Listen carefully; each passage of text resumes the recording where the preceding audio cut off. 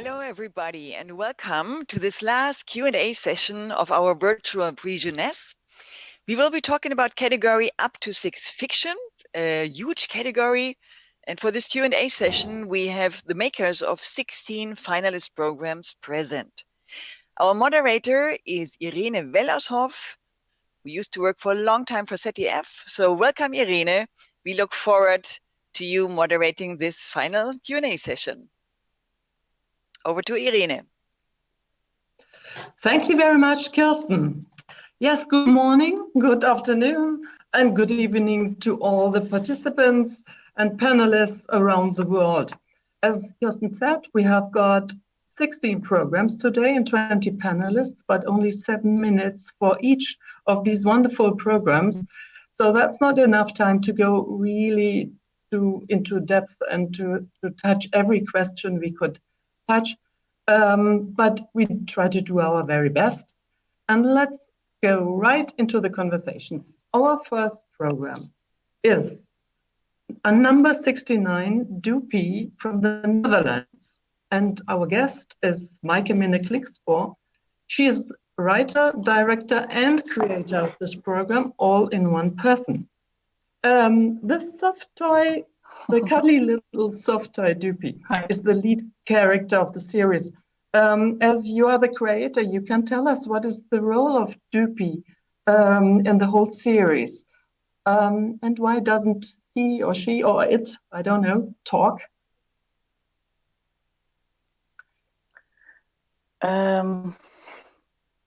The role of Doopy is to bring out the message that there is a solution for everything.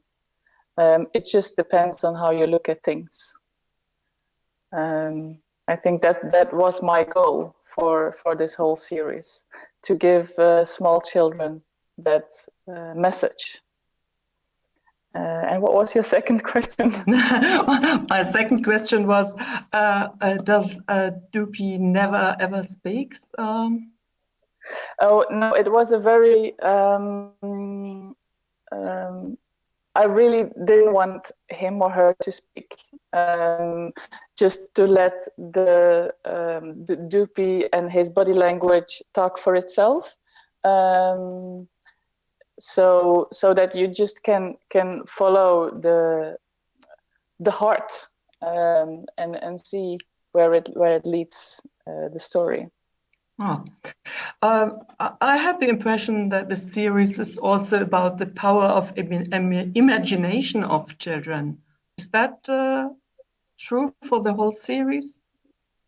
Yeah, I think what you name is a core of what I always work from when I create a film or a TV show. I think that's where I start. I think it's really important to tickle the imagination of children that is endless, and for me, Doopy also embodies this the possibility of this endless imagination, endlessness imagination. Yeah. Mm-hmm, mm-hmm, mm-hmm. And in this special episode, a little girl wants to go to her grandmother in Japan. I thought maybe the series is also about inclusion, or is it just this episode? And I don't know. It's every episode has another child, and every episode has another child of color or ethnical background. So it's our cultural background. It's very different in every story. And that was really important to me to create something that children all over the world could relate to, with children with different backgrounds, and if it is about inclusion, and in that way it is, to tell every child that it is as important as the other one. Mm-hmm. Yeah. And you are also the director of the program, I read. So what was your creative approach as a director? It's very hard to tell because I was there in every step. It started here, and then I wrote it. I created a little toy together with a friend of mine, and then I directed. But in directing it,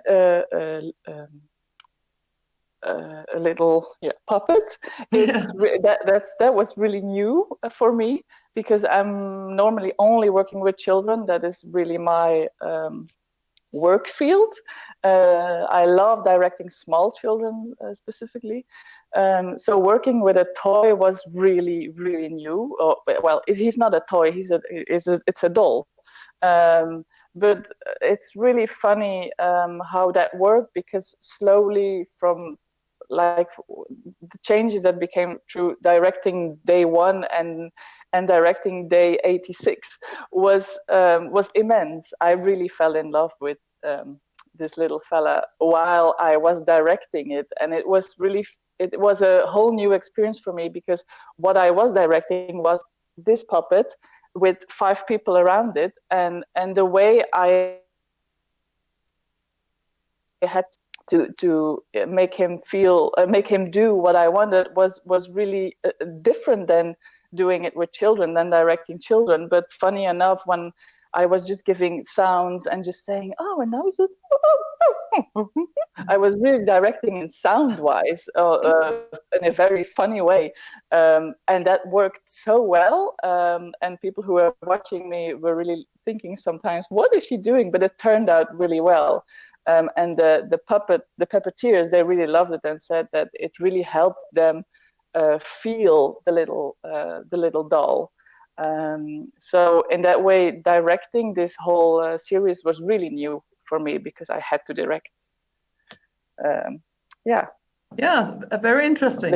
I think, thank you very much for these insights. I also thought that you created a very warm world with warm atmosphere and soft lightning. And do you think it's important for preschool children to have a harmonious, warm, understanding world in preschool television? Yeah. That's really, it's a very strong goal in my work, because I think there's already so much disharmony, and for me it's one of the greatest goals in my work to create this harmony and a safe world, and a world where maybe if their world isn't safe, they maybe can feel for a moment safe and harmonious. And it's a very, very important mission for me. Okay, thank you very much, Mike Minna. Sorry, our time is already over. We have to move on to the next program, which is number 70, Vitello from Denmark. And the producer is with us, Charlotte Pedersen. Okay. Vitello is a story about child's play. It's also about imagination, like Dupi, but it's a very different kind of imagination. Can you tell us a little bit about your concept? Yeah, it's Vitello. He's kind of a small rebel. He's kind of, he often takes the things he hears from the grown-ups, and then he turns it in. May I interrupt you? It's still difficult to understand you. Can you take off the camera, maybe? Then we understand better. Yeah. Okay, that's better. Vitello, can you hear me now? Okay. He works. He's a small rebel in his own world. He lives alone with his mom, and we're in a very realistic world.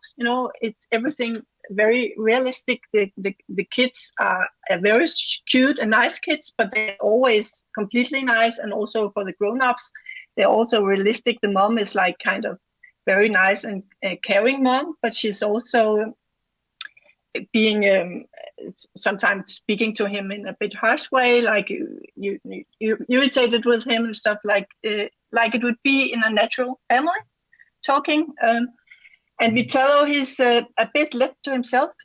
His mom has a lot of things to do of her own. So he has trying to find, he's often bored. So he's going out to find things to do with his small group of friends in the street. and they make and his imagination keeps moving on, getting things making things happen, yeah, that's a lot of what's the story is about. That he's it's a lot of fun, and it's a lot of also he gets into trouble all the time, but in the end it's always a good end for him. Mhm. He learns something at least, but it's not always a happy end. He will always, well, okay, it's okay anyway, Yeah. He's kind of, yeah. It seems that the writer of the series knows a lot about the typical gender stereotypes of children's plays, like weapons, cars versus Yeah. swords, family, princesses. Both is not really politically correct at the moment, but I think too that it's very authentic. But we had one comment. This one leans too hard into gender stereotypes. Do you think so too, or as when you want to have it really authentic and realistic, then it is as it is? Or It is as is. Exactly, it is as it is. It's how it's. I think it works. It leads very well into gender stereotypes. But anyway, it's many boys, and he meets this girl. He's like, I'm not going to play with girls. I prefer to play with other boys. And then in the end, they find out it's actually real fun. And they have a lot of fun together. And also, it's the same thing with stereotypes in another story with his a smaller friend. He's a younger friend, so he's feeling himself too cool to this guy who's younger than him. And after all, in the end, you can cope together and you can have fun together with somebody being different. Yeah, absolutely. And I think this is really something very important for me in this thing, that there are so many things we think, oh, don't show this to children, they have to see like it's how it should be, but it's not like that. The real world isn't like that. And maybe I think we're leaving a lot of kids just looking at this saying, okay, this is actually how it should be, and for me it's not like this. Rather showing them sometimes at least also something how it actually is. It is not perfect, and and we can, and even if it is not perfect and your mom maybe not the perfect there, or yourself, you happen to do something which is not wrong, but you shouldn't you're not the worst person, because that happens to everybody, So and you play a lot with of course humor and in a way self-irony, so the stereotypes just don't stay like this. There's this irony in the film. Maybe, I don't know whether you think that preschool children will already understand that. I think they understand a lot. Yeah, I Okay. think very well. But I also think that we are and this is another stereotype, that we stereotype very much the age groups of this. This, I think, like one of the comments is always like, okay, I think this could also go a bit up in age, and I think it could. But it's not always that we have to focus. If you're this age, you can only, you're supposed to do this. It doesn't. People and kids are on different level, very differentiated, and we have to be aware of this. Yeah, that's true. And the story has a very nice and unexpected ending, with a charming turn. And I liked it very much that it's not said in the dialogue that he suddenly thinks differently about girls. Yeah. Thank you very much for being with us, Charlotte. So time is running. We move to Vietnam now, to Asia, and to a gold coin. And we have got with us the director and producer of the series, Mr. Lebin, and his interpreter, Mr. An Duong Nguyen. Welcome. Can you hear me? Yeah. Yeah, we hear you very well. Now I see you too. Fantastic. Yeah. Yeah. I think that. Okay.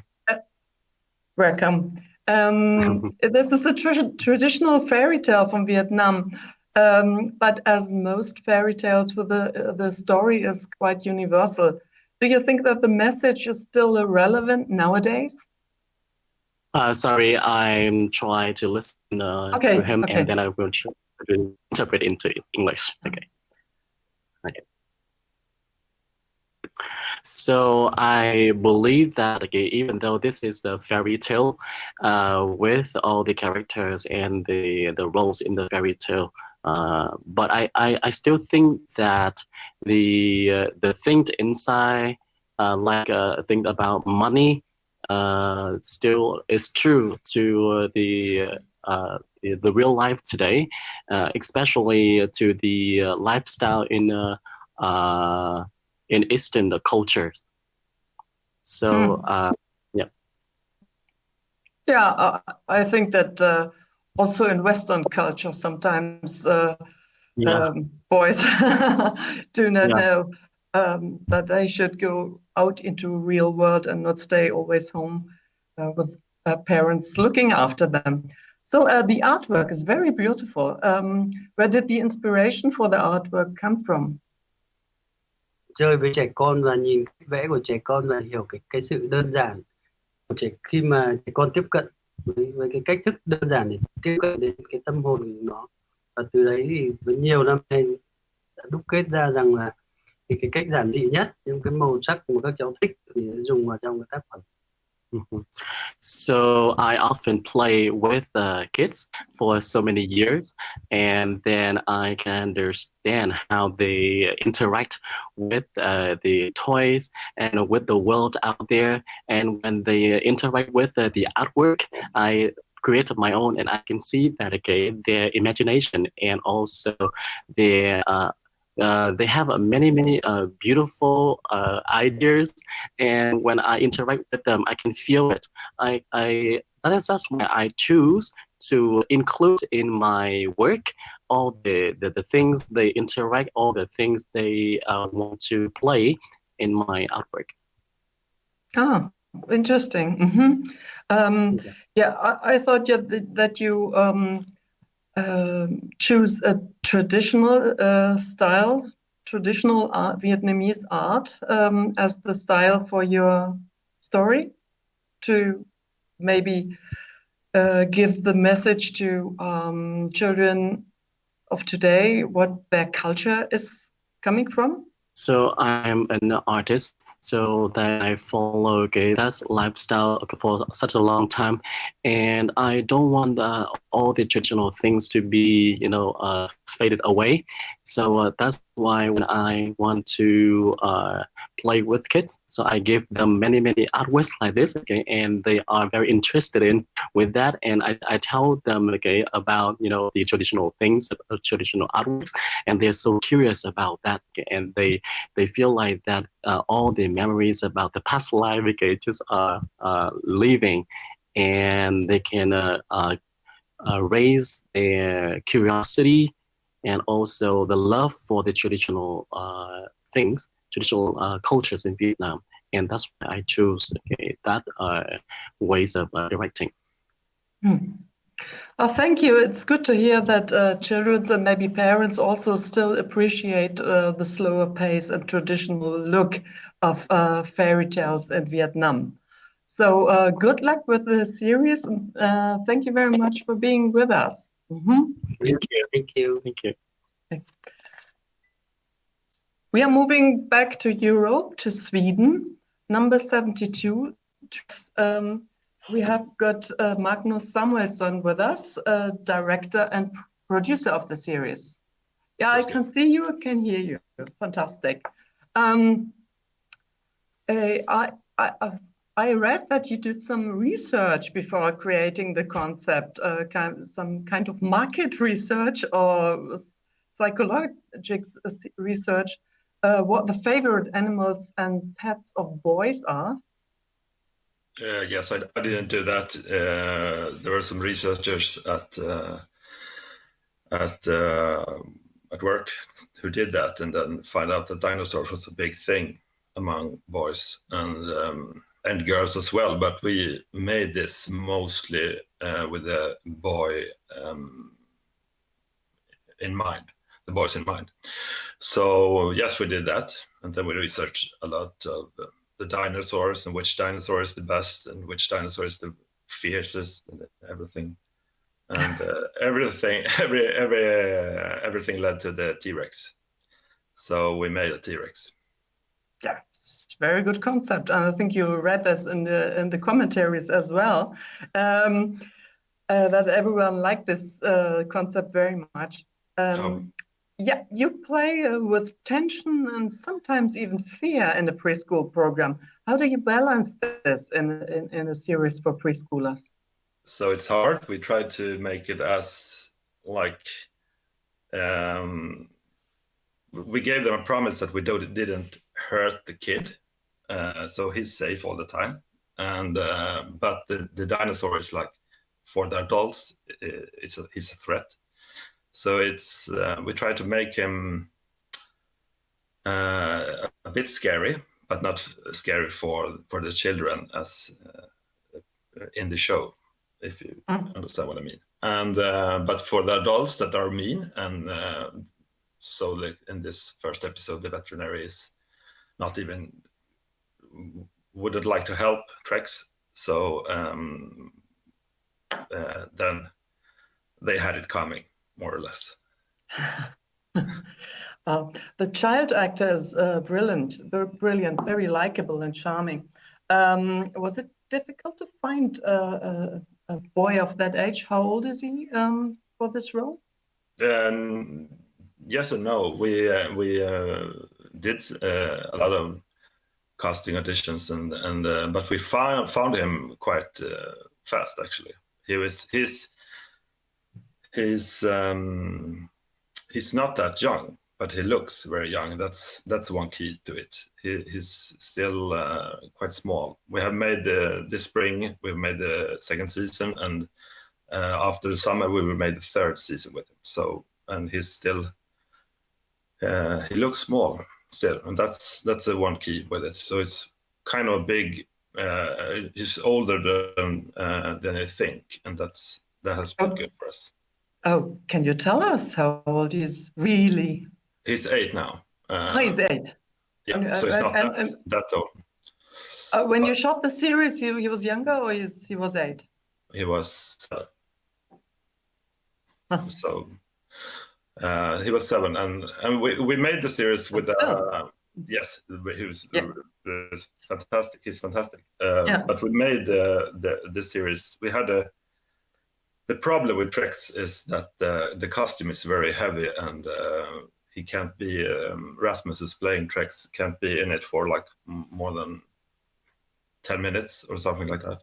So we have to like rehearse everything very, very much, and then just we do this point of view shots where we do one big one, and then we just do the point of view on everyone, so we don't have Trex in so many scenes, and the same with Silas, Mr. Boy. So we worked like that because mostly because of Trex is so heavy to bear. But it looks very realistic, I must say. Yes. Trex, yes. And directing children of that young age, even if he was 7, that was a challenge too. Yes, but he was really this was his first thing he had done in front of the camera, and he was really. It was not that big of a challenge actually. It worked very well, and he understands. Yeah, we had an understanding that worked well. So I think it's like, what do you say? You have to have the chemistry with any actor, and it's the same with the kids as with adults. Yeah, that's true. That's true. What is the role of the narrator in this series? The narrator is an active part of the season. Yeah, the second season has an even more bigger part of it. His role is to be like this friend, and both like a big brother type of guy. So when it really hits the fan, then he's friend with Simon, and when there's not, then he's like teasing him a bit. So it's like something like that, like a big brother, I think. Okay. And you always have kind of a hidden message. Brush your teeth in this one. Yeah. Sometimes, but not. We made it mostly fun, and then the sentence of the script is like maybe not. Yeah, and I guess it, the series is very successful with children and maybe parents too, isn't it? Yes. Yes. Yeah. That's Okay. Thank you, Magnus. Thank you. Very delightful series. Let's go to numbers 73, Little J and Big Cuz, Series 2 from Australia. Tony Thorne, designer and series director, is with us, and Erica Glynn, the writer. You can hear me. Can you see me? Oh, yeah, now I can hear you and I can see you. Fantastic. There, I see it. I see Big Cuz behind you. Tony, you are the director and the designer of the series. I think you are the only designer in our Q&A session. So let's start with that. What was your approach for the artwork of the film? One of the things I really wanted to get across was a sense of the Australian bush. Its unique colours and its unique sense of space and its unique sense of light. So really trying to get something that would be recognisable, particularly for Indigenous kids, but for all kids really. And we've had pretty positive feedback on that recognition. Interestingly, from the top end of Australia to Tasmania. So I'm in Tasmania at the moment, so I'm right at the bottom end of Australia. Okay, awesome. That's great. Did you take up elements of the traditional art of Australian Indigenous people in the series?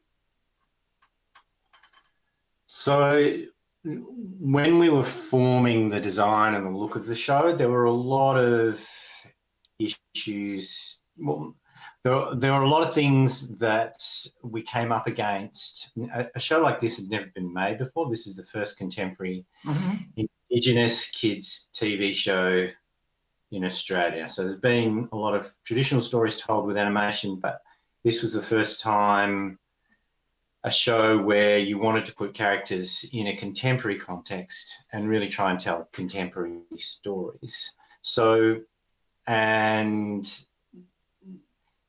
being Aboriginal Australia, you know, I'm Pala from Tasmania, but I'm, you know, our traditional people in Tasmania were sort of pretty close to annihilated several centuries ago. So, you know, it's a story of kind of colonial destruction. And one of the things we wanted to do with Little J and Big Cuz was try to close that gap. So one of the things that we needed to do was to, just in the character design, really speak to all Aboriginal people in Australia. And that, the only way to succeed with that was really to have a simple design, I think. So really going for characters that were very, very basic in their look, hopefully appealing. I mean, that's a very slippery term, but that looked very much like something that people all across Australia could imagine, or Aboriginal people could imagine themselves. And I think that the feedback that we've had is that the identification has been broad, which has been fantastic.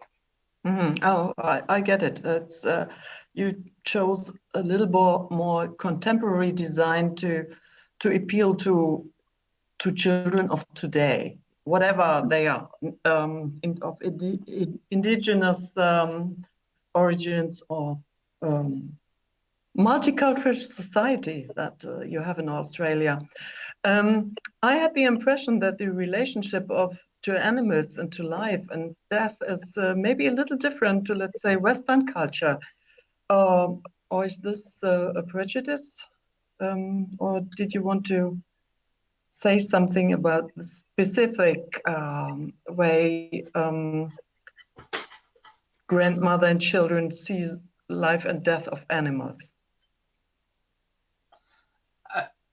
Firstly, I would say this episode, Goodbye Swooper, is quite different to any of the other episodes in the 2 series we've made of Little Jay and Big Cuz.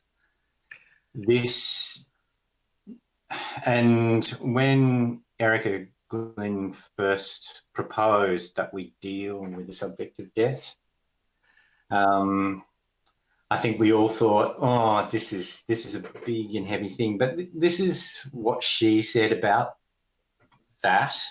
She said, our children experience so many more deaths than others. And sadly, not much is done to care for their emotions. So these things are playing out in Australia as we speak. The deaths of Indigenous people in jails is something that is far too prevalent in Australia. These sort of the kind of some of the big indicators of social disadvantage are unmoving for Indigenous people in Australia. So we really hope with our show that we change those things. So in Goodbye Swooper, what we really wanted to do was to deal with that thing of saying goodbye. What is respect?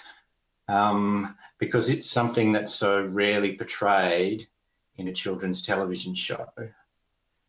And the vehicle of the magpie was a fairly easy way to do this. It wasn't, and we were very concerned about how this would go for anyone watching it. And we were also very concerned about how the broadcasters would receive it. But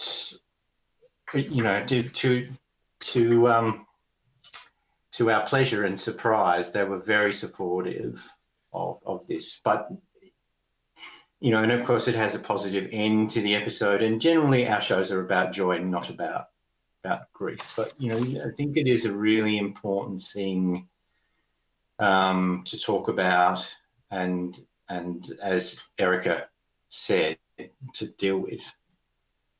Yeah, it's very relevant in many aspects, culturally and maybe politically, as you said it, and also in a general way by talking about death. Thank you very much. A beautiful, constructive, and culturally relevant story. Thank you. Yes. Thank you for being with us. We are moving on again to 75, Molly of Denali from the United States, from Alaska. And it's also a show about the indigenous people of a country, this time about the native people of Alaska. So it seems to be time to tell their stories. We have got with us Dorothea Gillen, who is the executive producer of the series, and Princess Johnson, who is the creative producer. Yes, I'm here. Yes, we're both here. Oh, both. I'm sure. Okay. Yeah, I can hear you now. Oh, great. I read that the team, most of the team were people from indigenous origins, which I think is fantastic. If you do something about these, about native people of a country, then that you have people of this country making it. So how many native people from Alaska have been involved in the production? Well, I think we have about 60 different people that are either informing stories. So we have people that are writers, our language advisors. We have a permanent working group. We have educators And we have producers, Alaska Native producers, like Princess. Yeah. And actors. Great. Our lead, the girl who plays Molly, is Alaska Native, and we're an intern. So we're trying to integrate Indigenous voices in all aspects of production. Oh, fantastic! Yeah. One of the things which is different than in the Australian program is that the dark past is really the center of the story. Is that the case in all the stories? No, I think the story that you're referring to is Grandpa's Drum, and that's a especially emotional story that does bring up the true history of, we had Bureau of Indian Affairs boarding schools that were really mandated under the assimilationist policies of the US government to make kids feel ashamed about their Indigenous language and cultures. And so in that particular story, we decided to tell that history, that truth, which was very healing for our Indigenous communities to see that acknowledged on a national television show. But not every story is like that. We have lots of stories that are just more humorous and not as quite as emotional. Yeah, it's very difficult to understand why such very nice songs like this one in the episode were forbidden at a time. It's heartbreaking. I liked it very much. I think that children can relate to this song spontaneously and sing along. Was that what you wanted to achieve? We had such amazing reaction, not only from Indigenous children, but non-Indigenous kids. I mean, I still get parents reaching out saying that their kids sing that song. And I think what was really interesting is that I feel like that is a very emotionally mature story, and that even younger, like really younger kids, because I would say a friend sent a picture of their daughter who's 3 years old, and she was captivated by that story and by that song. So definitely a wide range of reaction. And you choose a girl as the driving force of the series. That's also very nice, because in this Prisoner's we have mostly boy stories. But Kirsten has a comment from a viewer. Yes. There's a question coming in from Aldana Dualde, and she's asking, how important was the specific archive material for the construction of the plot? So that particular story, we have 2 elders that are from our region that sit on our Alaska Native working group, and that is a firsthand story from one of our elders. The other elder happens to be my mother, who also had firsthand experience of being forcefully removed from her family and sent to a boarding school. And so that's firsthand experience. Oh, thank you very much, Princess. One last question, though we are running out of time, maybe a very short answer. Maybe this series means something personally to you? Yeah, absolutely. I mean, when Dorothea first reached out to me about the series, I had grown up with so much stereotypes and racist stereotypes of Indigenous people, Native American people in this country. And there's a misconception that we don't even exist anymore. And so I thought it was very critical, because I grew up without seeing myself represented in media, to change that, to try to rectify that. And so I'm really grateful to WGBH and PBS for, having the courage to say, like, let's partner up on this and let's try to get it right. Oh, thank you very much for this insight and comment. Well, that had to be my last question. Unfortunately, we could go on talking about most of these programs much longer, but our time is limited, so we go to number 76, My Inner World from Colombia, South America this time. And we have the director with us, Alejandro Escobar. Hello, how are you? Hello. What time did you say it's in Colombia? It's 4:46 in the morning right now. Yeah, so brave. Tell us a bit about the concept of your series. All episodes about emotions? Yes. The idea was to create a show that talked about emotional intelligence in children, in small children. So things like tantrums, things like starting to learn how to negotiate with their brothers or sisters, with their parents, and understanding their emotions, basically. So that's why My Inner World uses the outside world to represent the inner world of the child. This episode is about being sad and how to comfort somebody else who is sad. And you had a specific artistic approach to this theme. Well, yes, as I tell you, every episode changes. The outside world changes depending on her emotions. This is one of the middle episodes because, well, the first episode just designs the rules a little bit more. And so when she gets happy, the sun is bright. When she goes sad, it starts to rain, or it's windy, or there's hurricanes, there's change of colors, things like that represent what she's feeling inside in the outside world. And so this one in particular was about sadness. So we wanted to, as you can see, the colors of the series are very bright, very, very live. And in this episode especially, they go down and they become very pastel, very like mild, because she's experiencing sadness with her mother.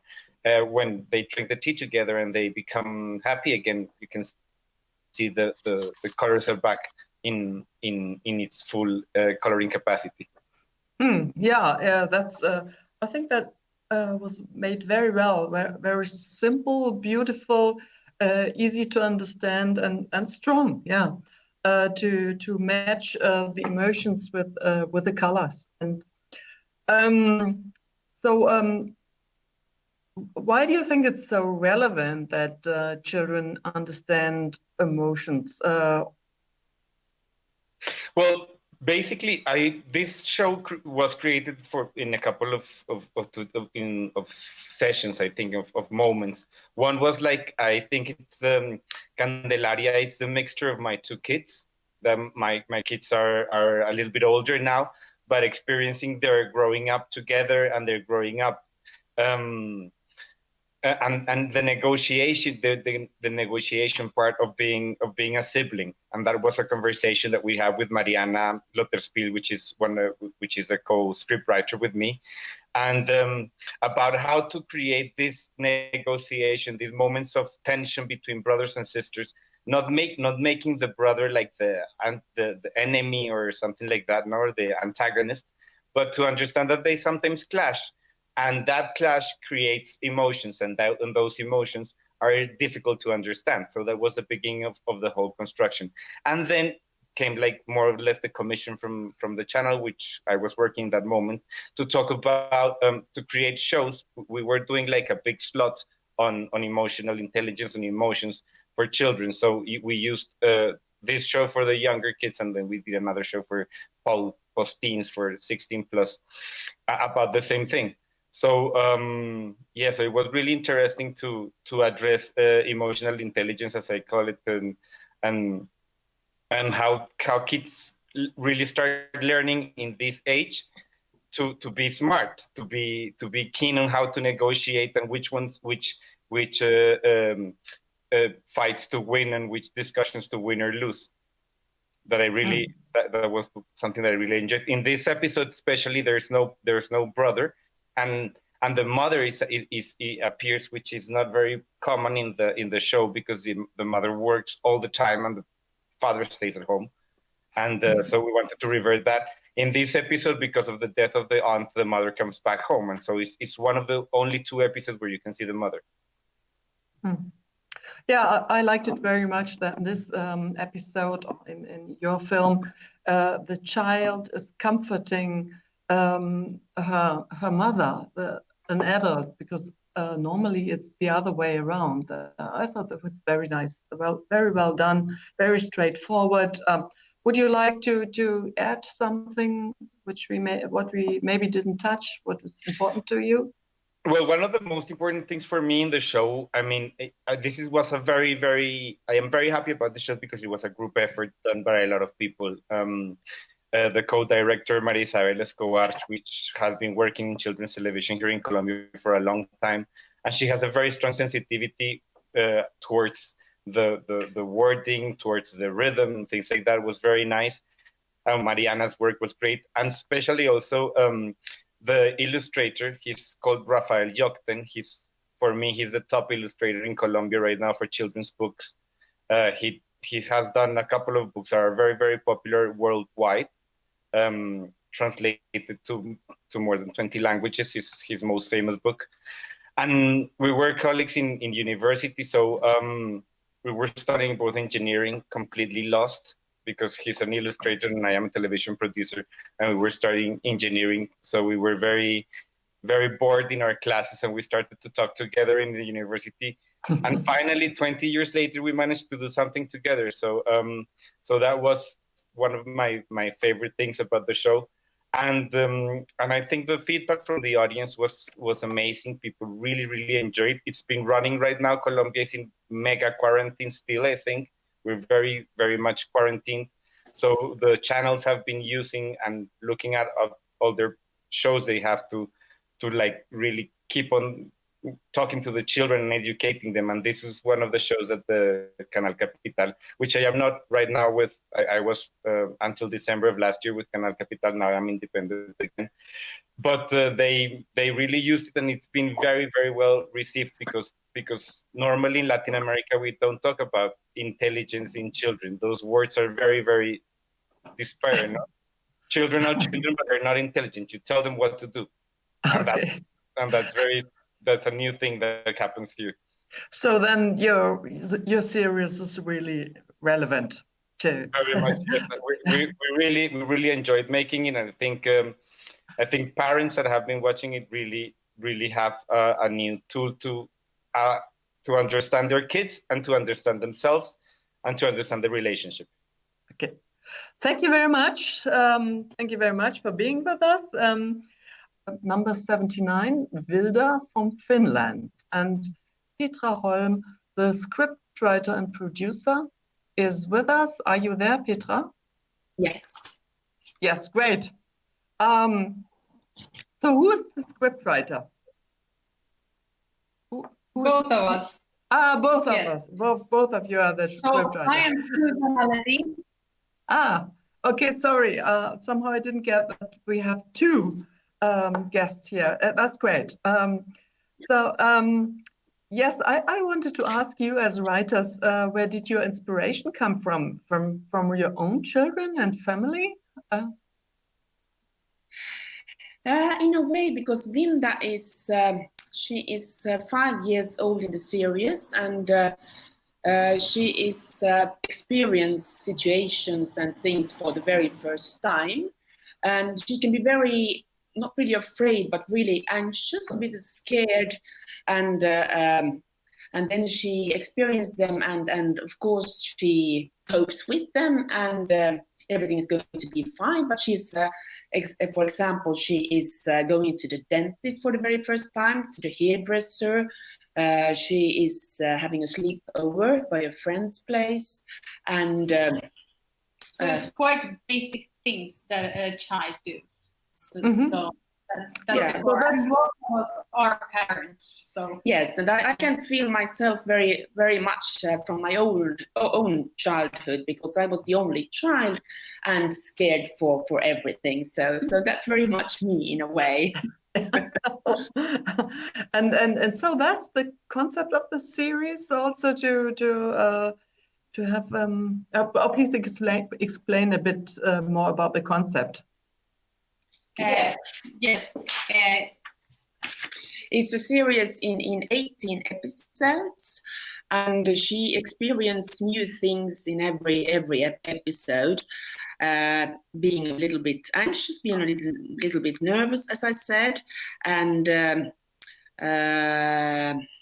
she's always also very curious. So she does things that are not perhaps allowed. So she's really like this with these boundaries. She's doing as in this episode as well. She's taking the clock apart, tearing it apart because she's curious. She wants to see what's inside, and the situation she's getting into trouble, some kind of trouble, and so that's the other aspect of the series. Experience things for the first time and still being very curious.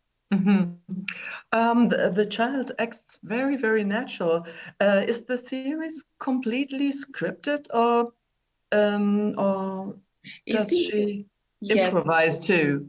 Yeah, she was, Vilda was 5 years old when we casted her. And when we started the shootings, she was 6 years.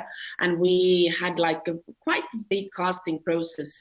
So I think that the director interviewed about 100 girls in that age.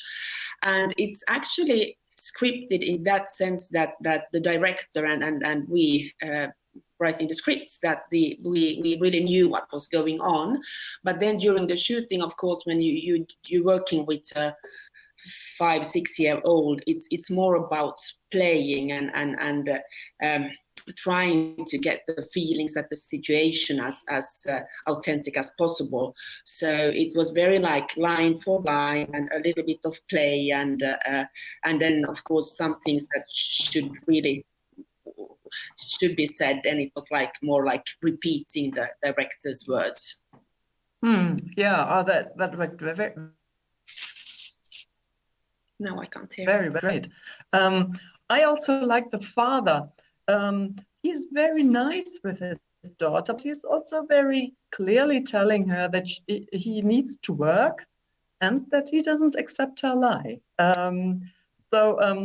That's I like that very much. Yeah, it's a realistic series, so we didn't want to make it too fake, but it's also children today, the parents are sitting with the phones, with the computers all the time, so we want to see it in Vilda's perspective.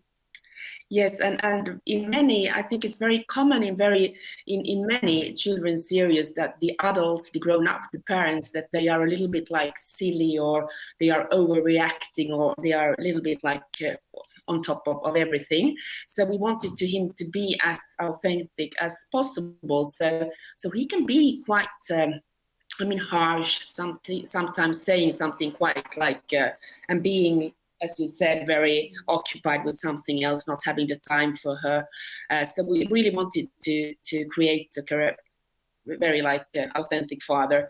And actually that was perhaps the biggest challenge with this series, because Vilda is doing some silly stuff that are not allowed in that sense. So it was really, we really thought about his reactions to her what she's doing actually. So because we wanted him to direct. On the other hand, we didn't want to be very patronizing or saying that this is not allowed, this is right, this is wrong, but still we had to do it somehow. So that was a big challenge for us, how to get the father, and some kind of balance of those two. Yeah, I think you mastered that very well. It's a very nice father-daughter relationship you have created there.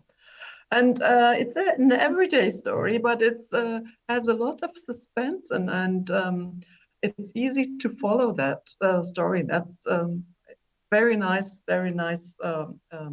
film, and I think you could read this in the commentary section. Thank you very much for being with us. Let's go to the next film. We move on to number 80, Fantasy from Norway. Benedict Bendiksen is the producer. And Benedict, can you hear me? Yes, I can hear you. Hi, Benedict. Hi. Hi. Yeah, if I should put a headline over your program, it would be no censorship on the imagination of kids, no matter how crazy their ideas might be. Yeah. Yeah. That's right. Yeah, that's right. Oh, would you put another headline over it? No, this program, the goal was to make a program of children's fantastically ability to use their own imagination. And since the target group was 5 to 7, and we know that when they are at that age, they are very like to use their fantasy. We came up with the Fantasy and wanted to make something out of children's real play. Yeah. So how did you get this idea? Well, during the development, we had a teacher to help us to develop a new program, and she had a group of children who was very playful. 3 children who is actually the kids in this episode, House of Pooh, and she teamed us up with them, and one of the producers and writers went out and made a test take recording with them and letting them decide over a city called Fantasy. And they were just spot on. They were playing and didn't mind if she was there, and they came with a lot of decisions at once. So she came back and we discussed and we logged the whole recording and saw that, this we can take out some of the decisions and we can go and write a story for a fiction part of this episode. So the 3 first children was spot on, and we had totally 10 episodes, and it was different play children because these are cast because they are friends in real life, but they're not actors.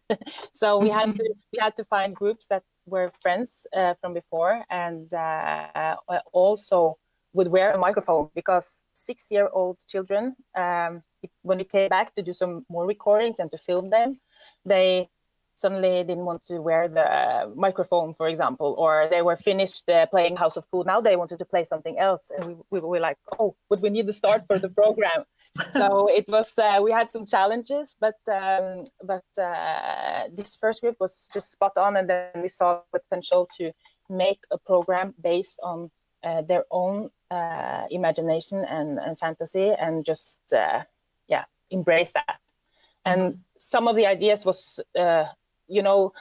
sometimes they play in 2 minutes and then you just, yes, now they were thinking now we can have a story, and then suddenly it shifts. So sometimes we had to bring them back to a main story, and sometimes they played things that were too expensive to make. Even though we were like, they're so playful, and then we came back and just watched and heard the recordings, and it was like, this is too expensive for virtual effects. While developing, we learned what kind of games we can put in this fiction part of the series.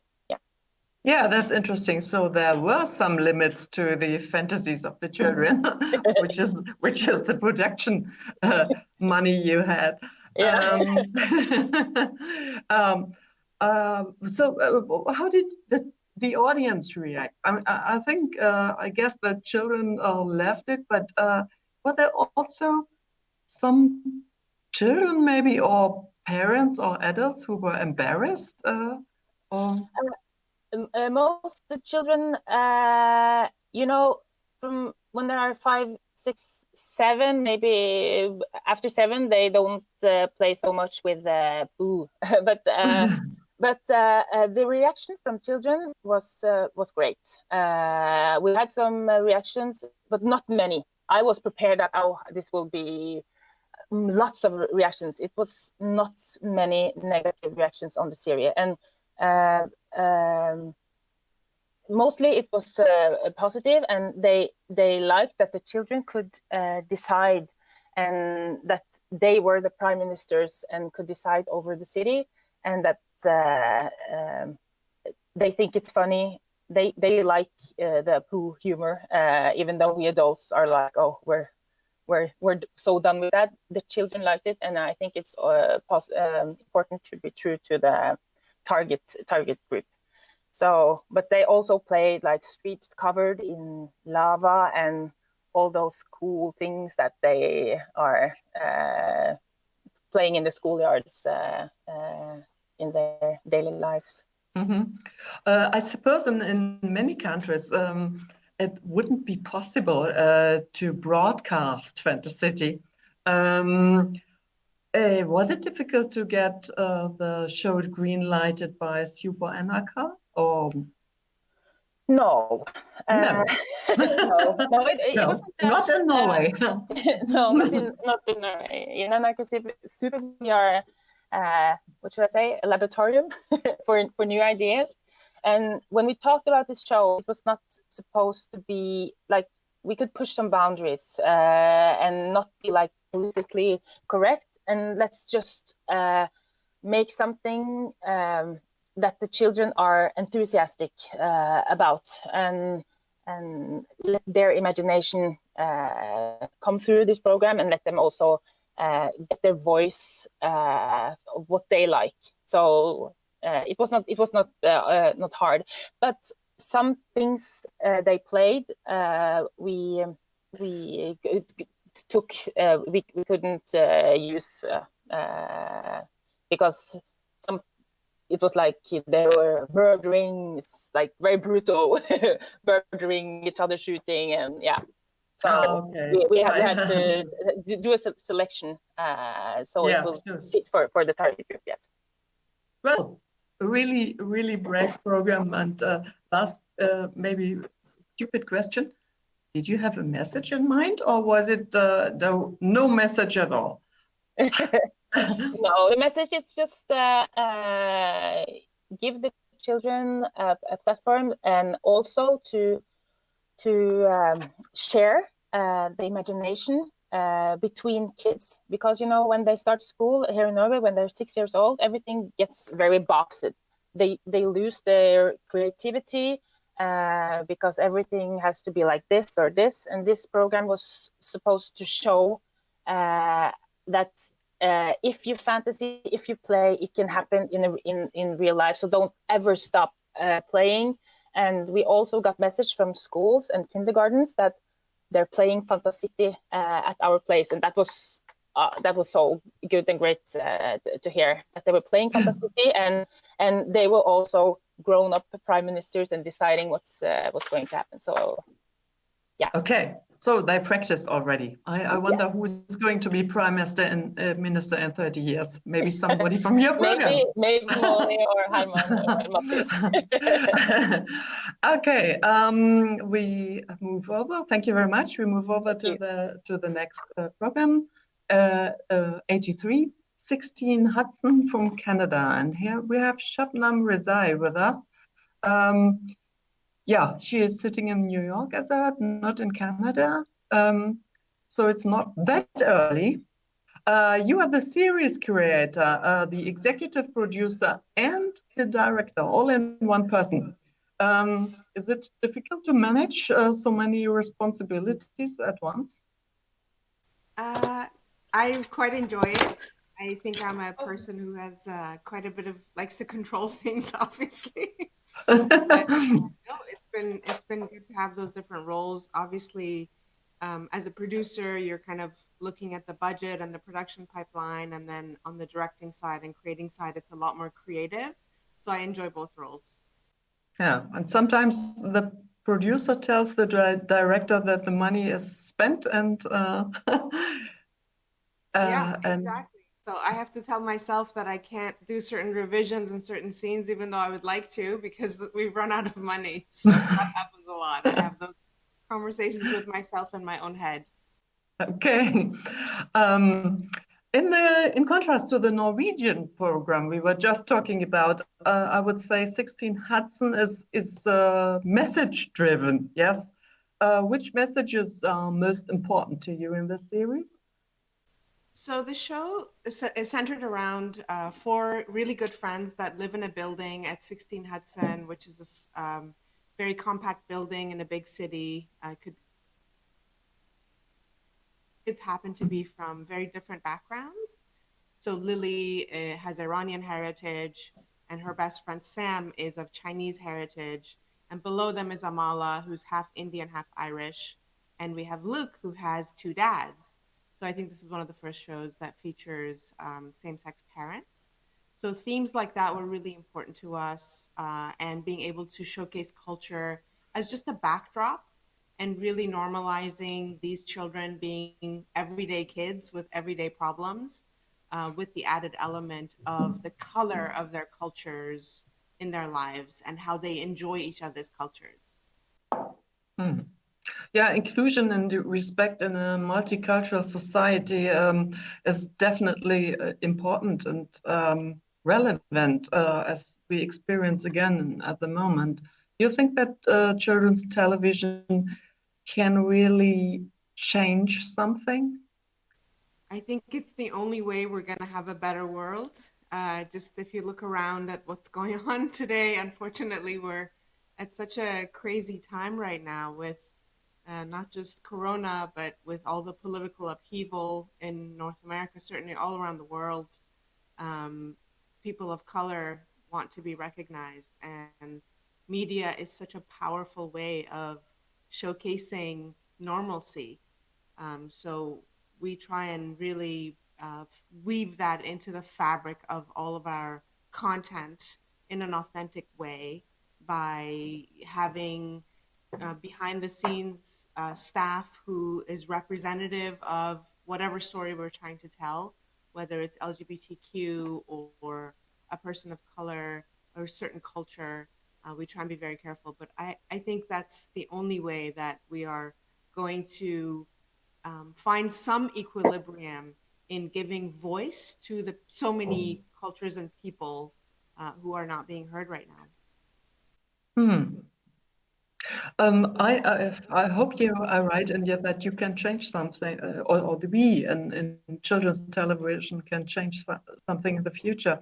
I noticed that there is a lot of dialogue, and sometimes kids reflect about themselves like adults. They even wiser than adults, which they are maybe sometimes. Is it important to communicate the messages clearly? Yes. What we're trying to do with 16 Hudson is obviously communicate the messages clearly, but also communicate messages that have never been communicated before. In the episode that we have in the festival, it's called Huggle Day, we see the celebration of the day that Luke was adopted by his two dads. It's really when that family becomes a family. And so we hope that that message is very, very clear, and we hope that kids understand that message. Yeah, they learn something about empathy, which is really, really important, I guess. So, would you like to add something which I maybe didn't mention? Yeah, I noticed if David Kleeman is on, he had asked why we didn't name the episode Gotcha Day. Gotcha Day is a very popular term that's used in Canada for the day that adoptive families become united. We did some research, David, on the topic and found some negative articles about the term Gotcha Day. Um, First point on Gotcha Day was that it felt possessive, like you were grabbing the child, and the child was an object. The second point was that it felt disrespectful to the biological mother. These were things that other people had opinions about. So we didn't want to go down that path, and we thought the way you write really great cultural stories and get away from stereotypes, we learned this lesson throughout 16 Hudson, is by creating something new that belongs just to that family. So our family, Luke's family, has a day called Huggle Day where they become a family. And it's not about the past, It's about this family becoming a family. So that was a great lesson for us to learn when trying to avoid stereotypes, to create something new, a tradition that belongs to this family. That way you try and avoid criticism from the outside of you're stereotyping a whole country or a whole culture or a whole lifestyle by putting these words onto it. Okay. Thank you very much for giving us all these really interesting insights and getting up so early. We are moving to number 84, which is maybe an elephant from Israel. And we have got with us Yarden Bar Kochva, who's the co-creator and series editor, and Bobby Lex, the director. Hi. Your format has a quite unique mixture of family drama, animation, and songs. What is the idea behind this combination? Yeah, okay, thank you. We were looking for a way to show children's painting come to life. Okay, the female hero of the series, she loves to paint, and she draws all the time to imaginary friends. And we wanted to show that her inner dialogue with the imaginary, with those friends, and the best way was the animation. So that was our choice to combine the two: drama, animation, and music. Yeah, that's very understandable. Very good. Yes, and it works very well. We were talking about parents in preschool shows. In most preschool shows, we see ideal parents. You chose a more realistic approach. Your parents are fighting with each other from time to time, at least. Is this realistic approach good for preschoolers, do you think? Don't they need a world of harmony? What do you think? If I can interject here, it's actually this particular episode is not necessarily indicative of the whole of the series. In this particular episode, we do see them having a bit of an argument, but in most of the episodes, it's actually a harmonious relationship. The children occasionally argue, the adults occasionally argue, and that we feel does represent a typical family. But in that respect, this episode is unique, that the parents are in combat. Yeah, but in this episode, do you think it's well? You made this series and made this episode, so I guess you wanted to give a message about fighting parents. Yeah, we wanted to show that children should not panic if they see their parents fight. It happens all the time. People argue and people don't agree all the time. The child in the series, she thinks that they're about to get divorced because they fight. So she organized a wedding because she see in the picture that in weddings, people always smile and are always happy and everything is okay. So the parents explain that in life, you sometimes fight and then you make peace. It's okay. I think it's a calming message. Yeah, because this happens in real life too, and the message is you don't have to be afraid if your parents fight. Okay. And you had songs. Do the songs play a role in every episode? Yeah, we were lucky to work with a very, very well-known musician in Israel. His name is Didi Shachar. He wrote all the songs for the series. And his great talent is to write an emotional song, a song that can show the emotional position of the child.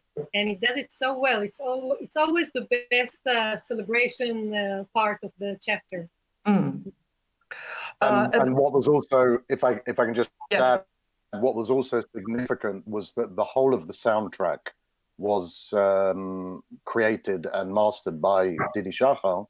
So there's a consistency in the music throughout the episode, not that it sort of stems from the song, but we were very fortunate to have what I think is a wonderful soundtrack throughout the episode. Yeah, absolutely. Are the girls are actresses, or are they really siblings? Oh no, they're actresses. Was it difficult to find them because they act really natural? Yeah, it was a bit difficult. It took us some time to find the main actresses was 7 years old, and it was a bit challenging. But we found the solution was to there's a guest. Oh, the cat is back. Camera. The solution we found, we were shooting in her house. We actually came to her house. Yeah, and we were shooting in her room, and her parents made it possible for us so she can be in her natural environment and feel like the most confidence, not to take her out studio. So it was really amazing that we managed to do that. Mm-hmm. And obviously, working with a child so young does require a very, very different approach to what we're perhaps, or certainly to what I was familiar with in production, because it does need a lot more patience and a lot more to ensure that there's always a very, very relaxed atmosphere on set. I was interested to hear what Magnus was saying before about working with children, because it is challenging. And obviously the key, not just to getting a good performance, but also to maintaining a healthy environment for the kids on set. It's keeping it all relaxed and chilled. And I think that is something that Yarden certainly played a very significant role in. But it's also very rewarding if in the end you get this really natural and reactions of a child, which sometimes adult actors have difficulties to achieve. Yeah, yes, it's the essence. Children are very much alive. You know, we adults, we are, some of us feel despair from life. The children, they're so naive and so really full of life. Honest. And and honest. So when we manage to get those emotions and make her feel really natural, it was the best result we can dream of. And obviously what was particularly challenging was because a lot of the scenes she's acting to a non-existent partner, obviously where the animation. So that was very challenging, and she did an amazing job. She's a very, very talented little girl.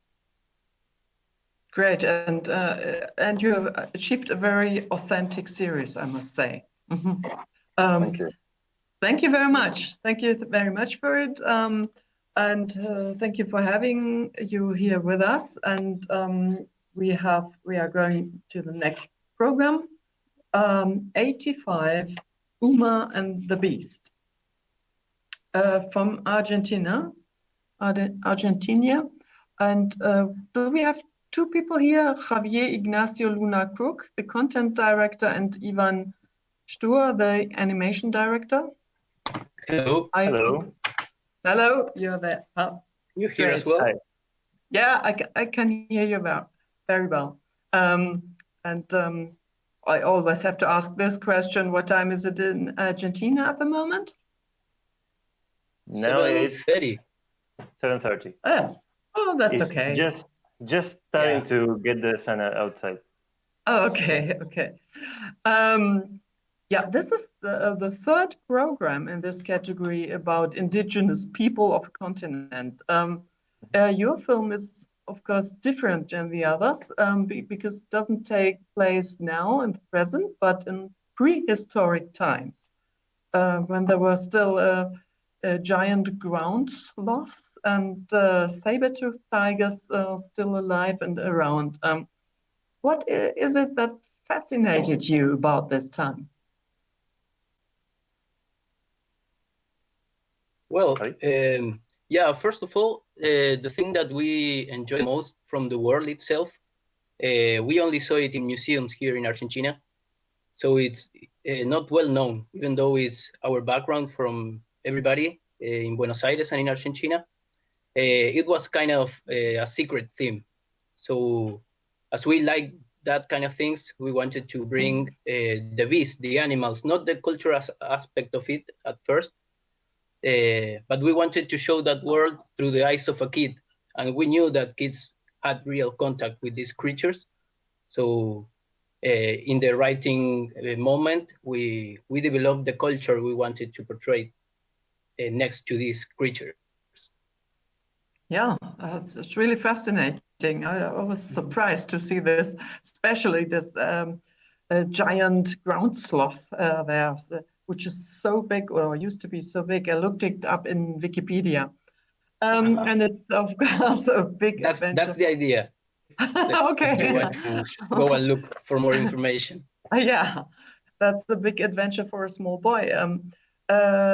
Even the film has a very distinctive look. Why did you choose stop motion instead of the usual 3D animation? Well, with Javi, we partner up to do stop motion specifically.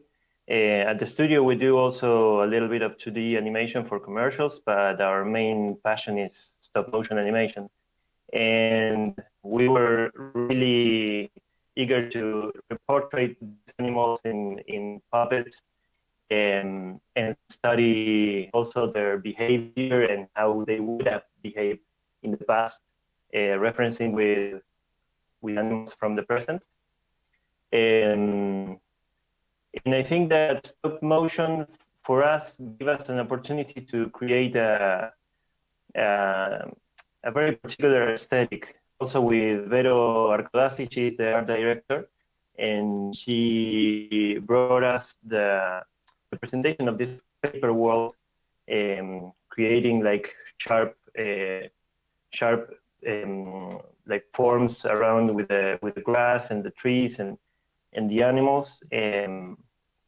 So I don't know. We thought it would be a nice way to portray this world, and also create a sensation of environment. Now, what I was saying is that we were first passionate about stop motion with Javi. We partnered up to do this, to make this kind of technique. And Kuma and the Beast is our first project. And we have different approaches to the aesthetics. Vero Arcodazzi, she's the art director, and she proposed this paper world. And also Lucas Timmerman gave a point of view with the photography direction, making like a realistic lighting, so we could like get into this world. Mm-hmm. It's a film without dialogue. What is the challenge for you as a director to make a film without dialogue? I think that for us the biggest challenge was to be able to narrate the emotions of the character and the personalities also of the animals through the body behavior acting.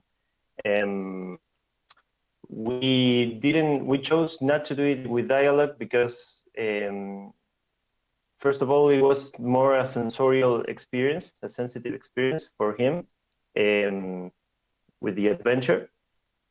And also, this culture in particular doesn't have remainings of language. We don't know how they would have communicated. So it was logical to do it only with body acting, but it was a huge challenge because we had to give a lot of focus on the expressions and the actings of the characters. I think you need a very clear visual language in films without dialogue, and I think you mastered this perfectly.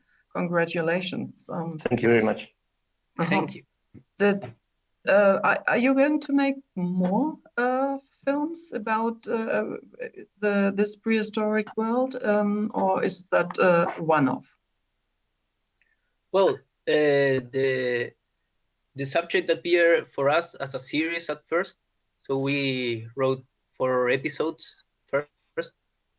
Then we transformed it into a short film, so we could go into festivals and show our work and communicate with the world through that kind of format.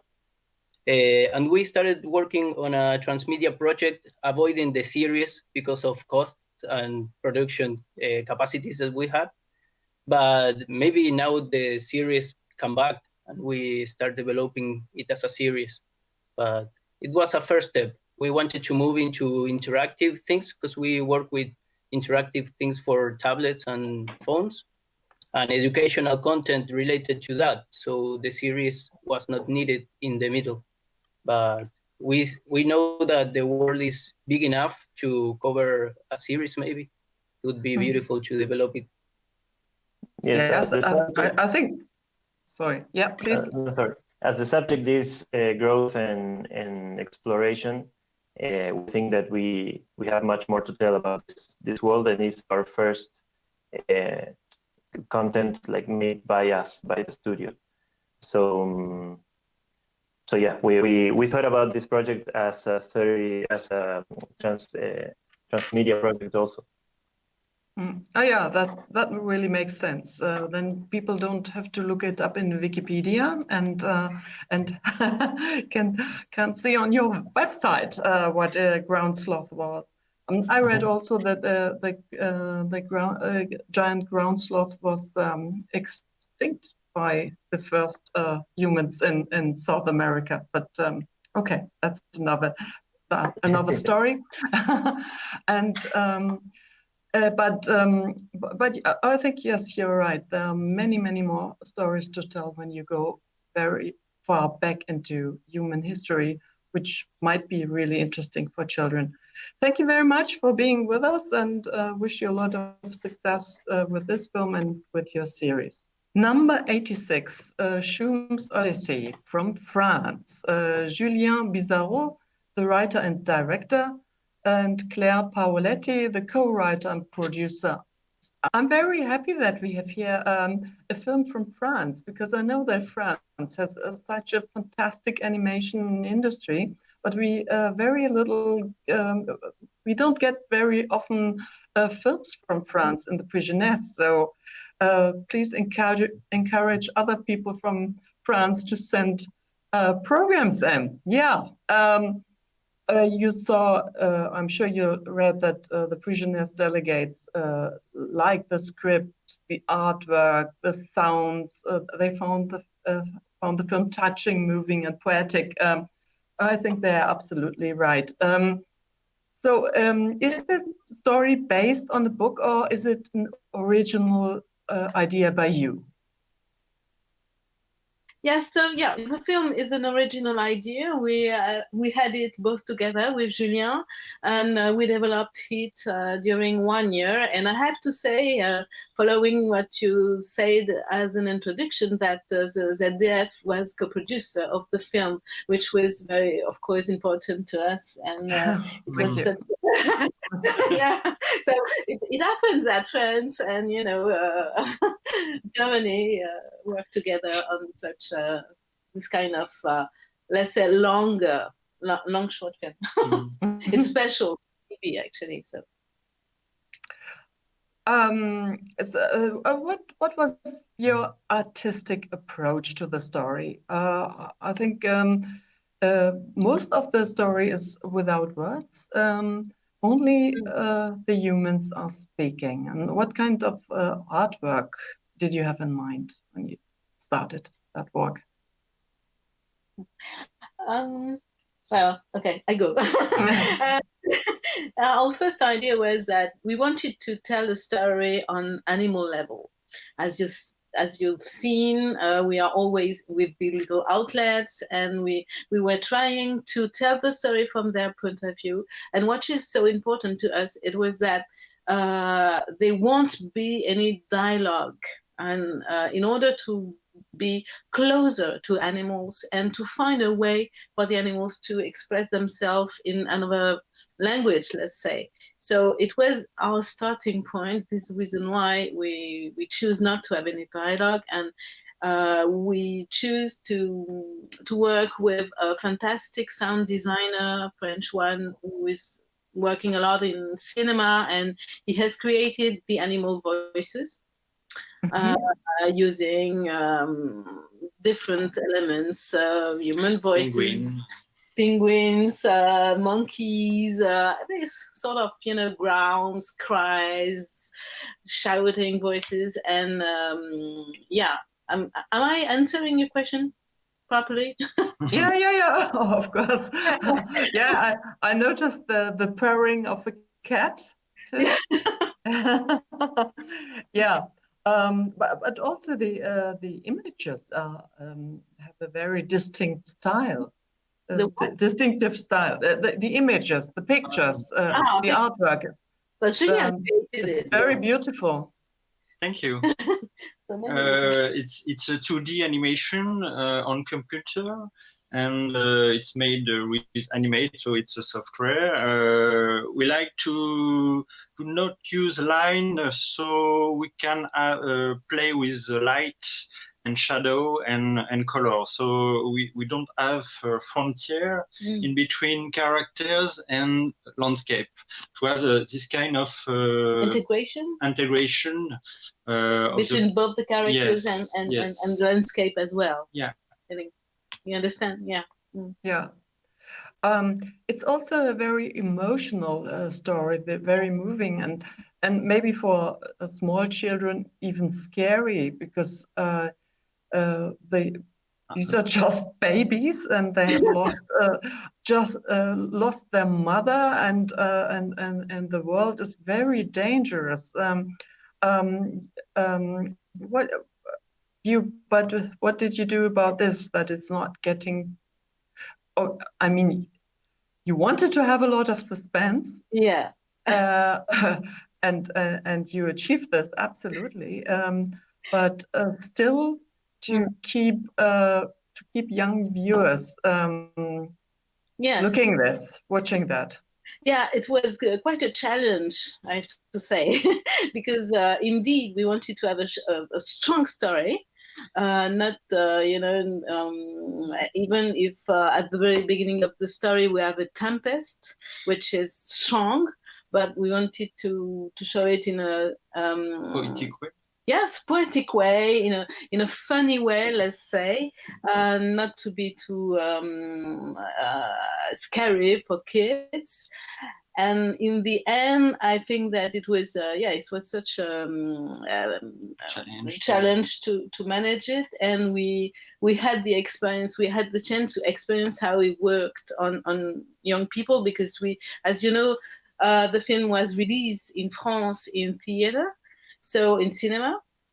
So we had the opportunity to meet young kids, even 3 years old kids.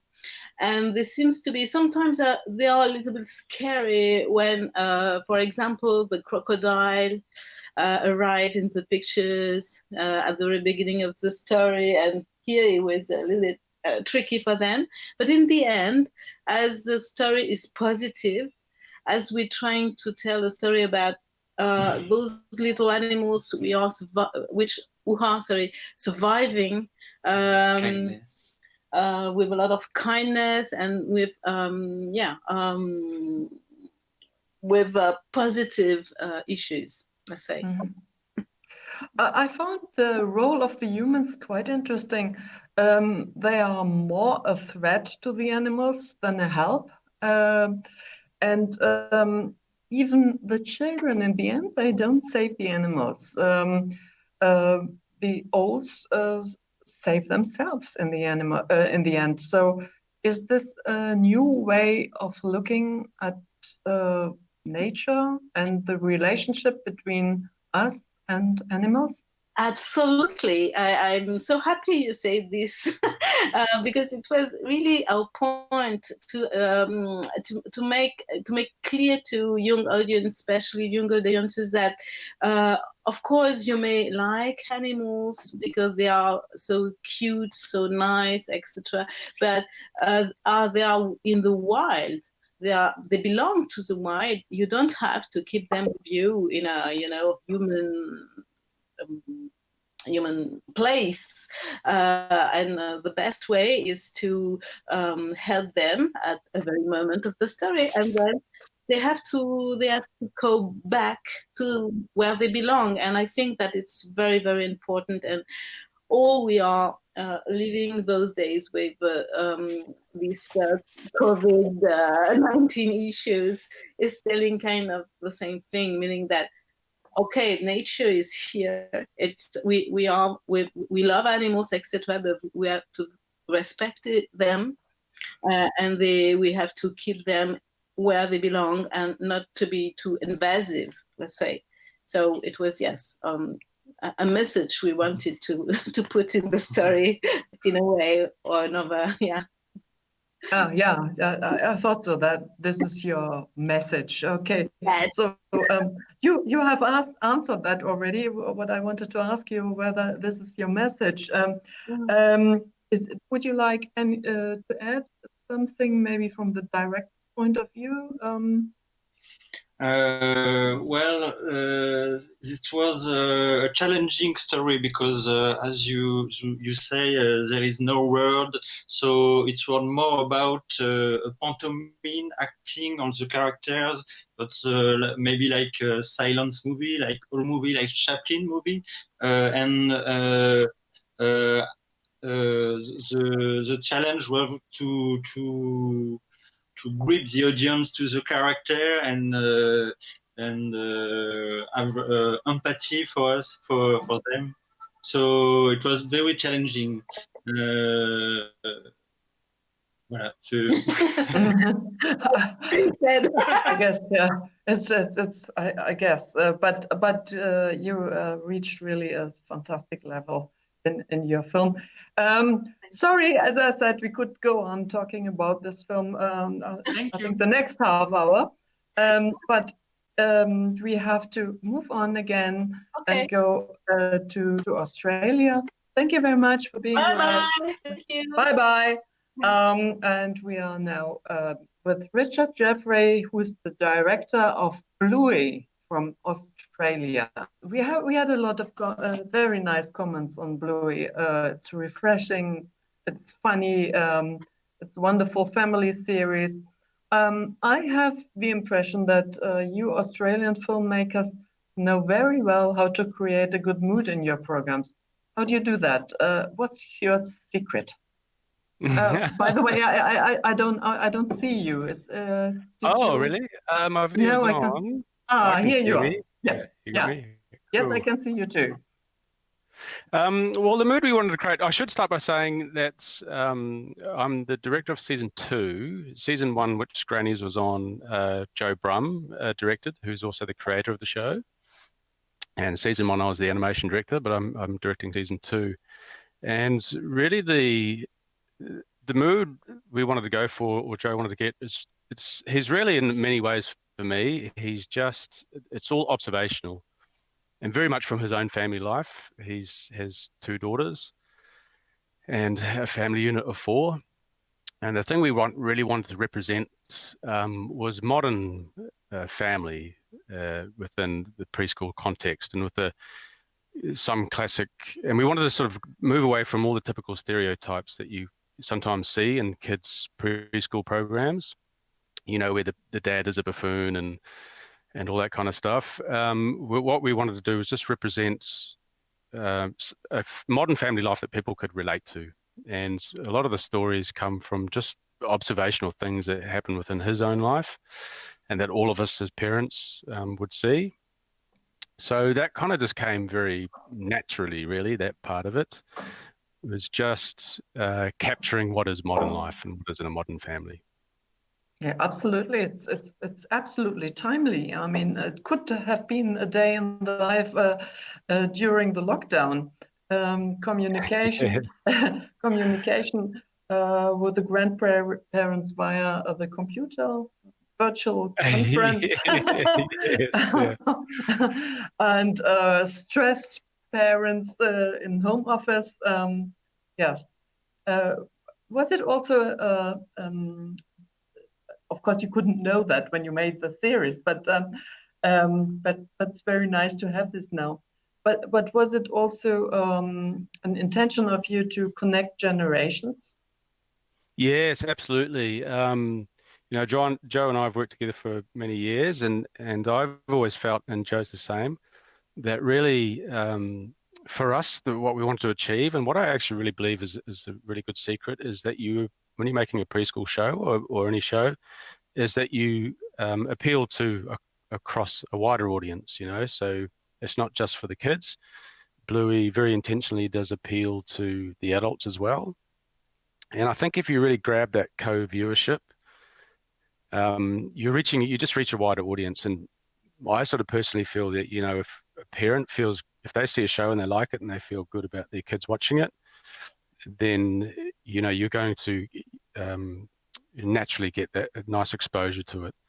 So yeah, it's very intentional that we did want to get this sort of co-viewership, because then it becomes, you know, a family time as well. You know, the parents can sit down and watch it with the kids and enjoy it just as much as they do, and that really brings, you know, or what we've found as a result of that is that you just get this fantastic quality time between parents and kids, and a family get together, and everybody can relate to the show a little bit. So it's great for us. Like, the parents are engaged in the show, and kids are loving that their parents are engaged in the show. So it's really had quite a really wonderful sort of effect. Mm. Yeah. As I said, you don't only create a good mood in your programs, but I guess it jumps over the screen into the families. So the families are in a better mood after having watched the Yeah, and program. that's right. And there's a bit of humor in there for everyone. There's humor in there for adults as well as the kids. Yes, the poor father, I thought. He's doing all the homework. Yeah. He's a very engaging father, yeah. Yes, he's a very nice father, yeah. And you already told me that the inspiration is coming from the real life of the writer. Then there may be something you would like to tell us about the process of making this series, which the Technically, artwork, or what inspired the story? no. Is there something from your experience as a director which you would like to tell us? What were the challenges directing this series? Yeah, look, that's a great question. The challenges, there's lots of challenges, really. I mean, we have a staff of nearly 50 people, and we really created the show from the ground up. Before the show, I was living in New Zealand. I'm from New Zealand. And Joe had his own little studio doing small jobs, and had a crew of maybe sort of 5 or 6 people when he was at his busiest. And then when Bluey got commissions, all of a sudden we needed to, and Ludo, the production company that got on board. And so all of a sudden you've got to scale up. You've got to go from 5 people to a staff of actually 50 plus. And one of our biggest challenges is we use a piece of software called Cell Action that we used a lot in the UK. And it's a very good, it's a specifically cut out 2D sort of animation piece of software, which we love. Richard, just a short interruption. I'm hearing that you can put on your camera again. So one of our biggest challenges really was training staff. You know, Cell Action, our software, is only in the UK, so no one in Australia used it. So we needed to train 20 animators how to use Cell Action. We needed to train 5 or 6 designers and what to do. So we had a lot of people apply, and most of our staff quite young, fresh out of uni. And so we did 6 weeks of training initially, and then hit production. So there was a big training period to get everyone up to speed and how to learn the software. That was kind of one of the big challenges. And then really there's just the challenges of production. I mean, you know, we've got a big schedule on our wall, and when that ball is rolling, it doesn't stop, you know, and so you have to meet all these I know. milestones constantly. Yeah, because and then that in it costs a itself, lot of money. Yeah. yeah. So the organization of you know that size of production is immense. So you Richard, need. I'm sorry to interrupt you. Kirsten No, that's is okay. telling me that we are running out of time. That's okay. But last question, is that your studio? I can see behind you. Is that your studio? Yes, that's it. I'm sitting in studio. Awesome. Yes, Yeah. that's right. That's fantastic. We have a look into the studio as well. Yeah, there we go. We have one of Great. our art directors still working. There he is. Yeah. So it's still working. Still working. There we go. Wave for it. Yeah, there we go. Okay. It's Okay, just him thank and you I very here at much, the moment. Wonderful. Richard, for being with us, and stay with us for the end. Thank you. I will do. And now 88, our last program is coming from Germany. It's all new to Lina, and Sylvia Kyle, the editor, and Nina Peisen, the editor and producer, both from Kika, are with us. Hello, are you there? Hello. Yes, I am there. And Sylvia Hello. shouldn't be far Hello. either. Hi. Hi. Hello. Can you hear me? Yeah. The series is about a little girl who moves to Berlin and has to adapt to her new environment. Please tell us a little bit about the concept. Sylvia, do you want to start or shall I? Well, the initial spark of the story was to make a story about the friendship of an animal and a child. This was the very first story we had. Then we started to think about the social environment of the story, and in the course of the development, the story changed a lot, and we had ideas like moving to another place and becoming having new friendships and so on, to be in a new world like that. So the story between the child and the animal, which here is Lina and the rat, was getting a little bit how to say, a little bit. It's just one story of many stories we made in this. Okay, sure. series. Is it also a bit about inclusion, social inclusion? Yes, this was one of the big messages we wanted to have, because when we started about thinking the social environment, we thought that prejudices could be one of the challenges Lina could have with her environment, with her father who is in a wheelchair, and with a neighborhood, and Mirai who has a Turkish background, and the rat she doesn't like because it's an ugly animal. So it was about that things at the very first impression could be different, and after that they can be friends. But Yeah, I that's. think, Yeah, shall I please. add something? Yeah. Yeah, But- absolutely. Yeah, but I think we tried to tell those topics more on the side. I mean, in the that's at least what we wanted, so that it's not like in the main focus, but more like in the background. It's I mean, in the first place, it's about the Lina and her being new in the city without any friends, being lonely at first,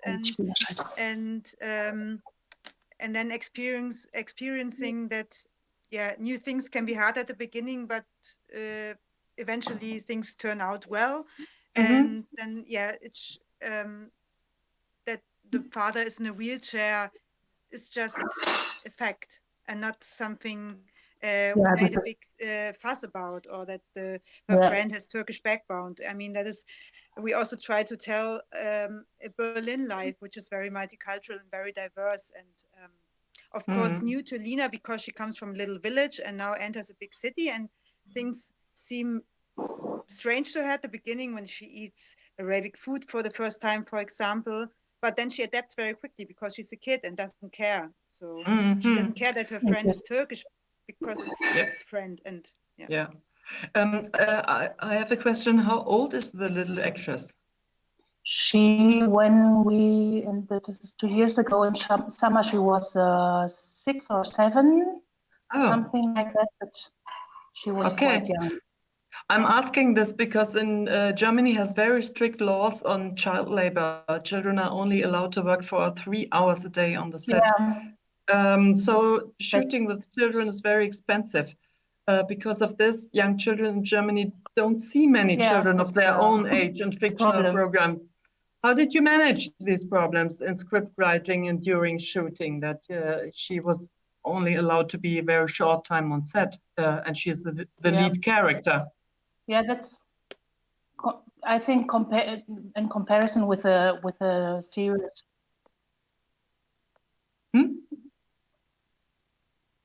Now we can't hear you anymore, I'm Sylvia. sorry, I didn't understand the question.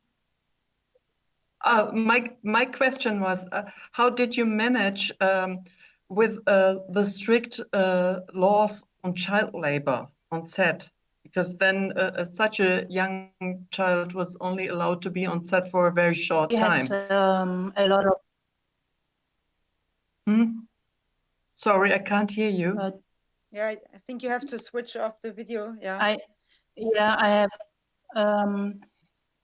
Well, it's the challenge you have on the financial level, because you have to have more days of Dreharbeiten, you know what I mean? Shooting. Of shooting in comparison with a series with adults. So this is the challenge you have, and we only had this 3 hours with the children, and we managed it. I think the production company managed it with a good structure of looking how you can make it with the different days you have with the children, and it worked quite good. Okay, one very short last answer question. Did you get reactions from the audience, from children?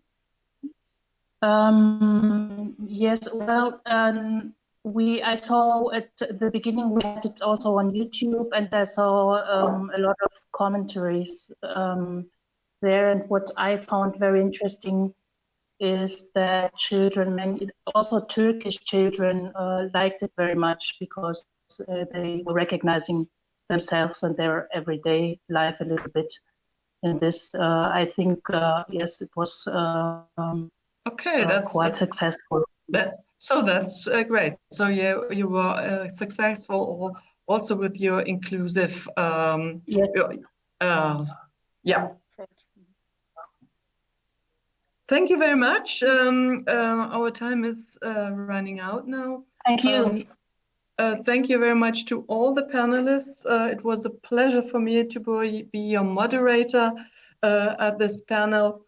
And huge thanks to the team of the PJI20 of making this possible, this virtual PJI20. And yeah, fantastic. It was great to be with so many creative and dedicated people from all over the world. Thank you.